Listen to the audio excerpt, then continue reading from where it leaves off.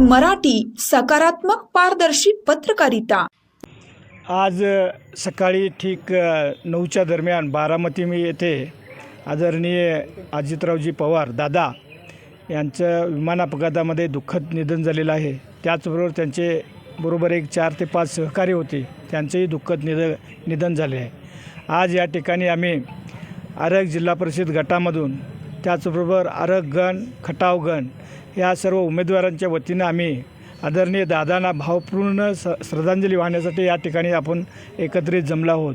आणि या दुःखद घटनेमुळे महाराष्ट्रामध्ये अतोनात नुकसान झालेलं आहे आणि ही राजकारणाची पोकळी भरून निघणं थोडं कठीणच आहे। तथापि आज आम्ही आमच्या पक्षाच्या वतीनं, आमच्या आरग जिल्हा परिषदच्या गटाच्या वतीनं त्यांना भावपूर्ण श्रद्धांजली या ठिकाणी आम्ही सर्वजण वाहत आहोत। तरी सर्वांनी 1-2 मिनटं आहे तसं जागेवरती स्तब्ध उभा राहायचं आहे आणि ही त्यांना आपण भावपूर्ण श्रद्धांजली अर्पण करूया।